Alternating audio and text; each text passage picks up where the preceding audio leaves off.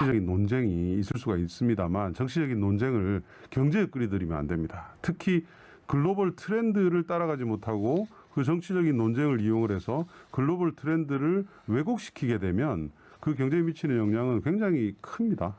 아니 경제는 결과잖아요. 결과만 봅니다.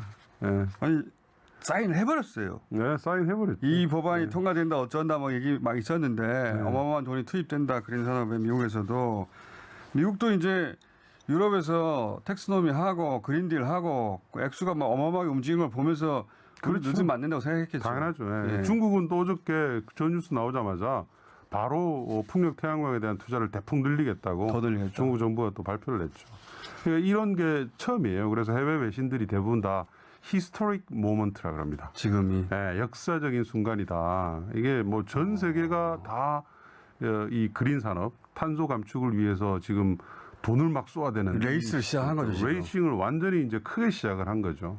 예, 그래서 이게 산업 전체가 앞으로 10년 안에 판이 완전히 바뀌게 됩니다. 안녕하십니까, 토마토입니다. 바이든 미국 대통령이 인플레이션 감축법에 서명을 했습니다.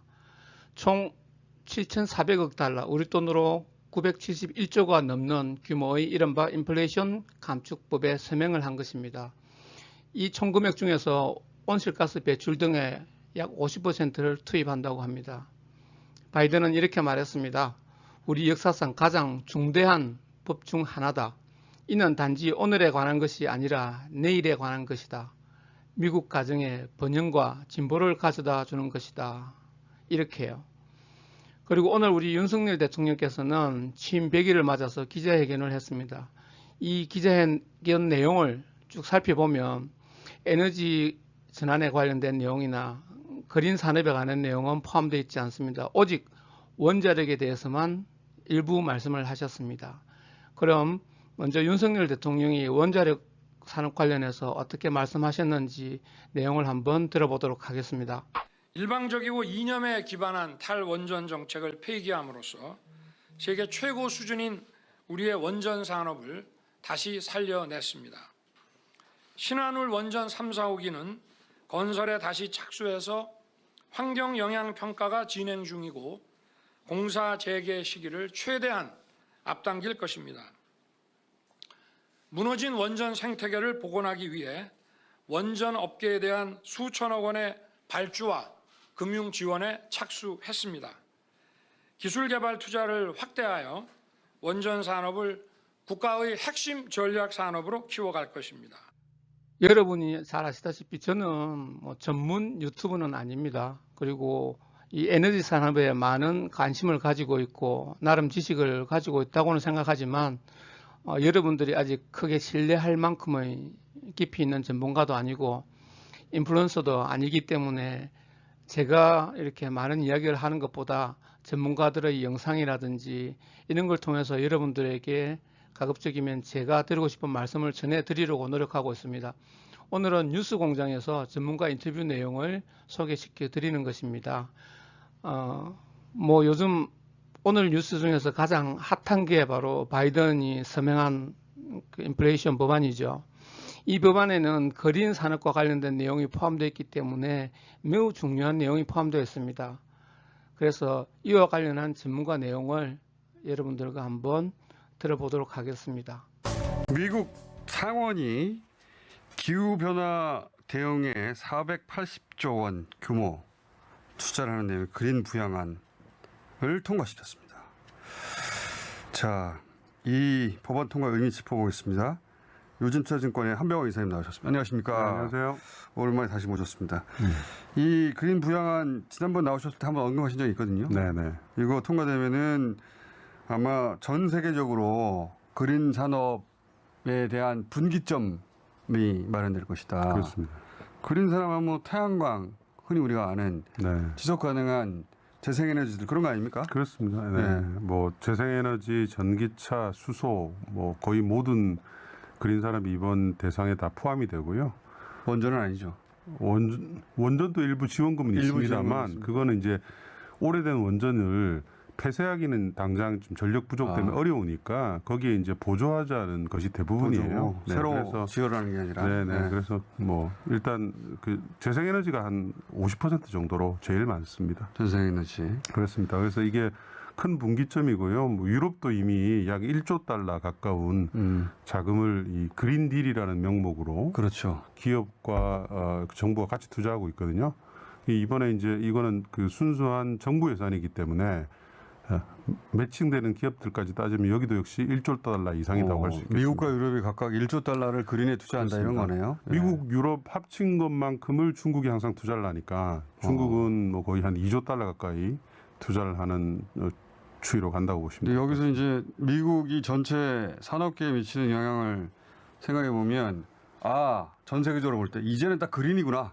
그렇습니다. 예. 이런 메시지이기도 하는 거 아닙니까? 그걸 확정짓는 거죠. 오늘 새벽에 이제 바이든이 사인을 했습니다. 사인을 했고 이제부터 이제 예산이 바로 이제 집행이 되는 이제 그런 상태로. 풍력이나 태양광이나 이런 재생에너지에 엄청난 이제 돈들이 투입되는 거잖아요. 그렇죠. 10년 이상을 갖다가 보조금을 이제 주는 거기 10년 때문에. 이상. 네. 윤 정부의 에너지 정책에 대해서 간략하게 한번 살펴보도록 하겠습니다. 먼저 이해를 돕기 위해서 문재인 정권과의 어떤 비교를 통해서 살펴보도록 하겠습니다. 우리나라는 2030년까지 국가 온실가스 감축 목표, 즉 NDC를 발표를 했습니다. 문재인 정권에서는 이를 위해서 신재생 에너지를 30%로 늘리고 원자력은 24%로 줄인다는 거였고요. 윤석열 정부 들어서서는 물론 인수위 때 기준입니다. 신재생 에너지는 20%로 늘리고 원자력은 34%로 늘린다라는 내용입니다. 주 정권에서의 어떤 정책의 방향이 완전히 좀 다르다는 걸 여러분들이 확인할 수 있을 겁니다. 오늘 윤석열 대통령은 100일을 맞은 어떤 기자회견에서 원자력에 대해서는 언급을 했습니다. 그러나 다른 에너지 산업, 그린 산업에 대해서는 전혀 언급을 하지 않았습니다. 오늘 바이든이 서명한 이 인플레이션 법안, 여기에도 온실가스 관련된 법안이 포함되어 있고 많은 돈이 포함되어 있습니다. 이처럼 다른 세계 많은 나라들이 이 에너지 산업, 그린 산업에 대해서 굉장히 중시하고 많은 자금을 투입하는 방면에 오직 우리나라만 원자력에 집중하고 있고 다른 그린 산업에는 이렇게 많은 자금을 투자하지 않고 있습니다. 저는 이게 매우 걱정입니다. 우리 그린 산업은 미래의 먹거리라고 제가 누누이 강조하고 있습니다. 이 관련된 전문가 인터뷰를 계속 들으면서 오늘 영상을 마치도록 하겠습니다. 감사합니다. 이 그린 정책의 핵심은 그런 기업들 미국에 와서 그렇죠. 생산하라는 거잖아요. 네네. 생산하지 않으면 그 보조금을 안 주겠다. 그럼 우리 그린 산업들도 예를 들어서 지난번에 그런 말씀을 하셨지 않습니까? 풍력 관련해서 세계 탑 클래스 회사들이 우리나라 회사들이다. 그렇습니다.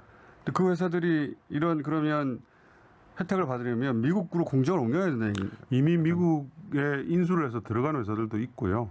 앞으로 이제 들어가게 될 것이고요.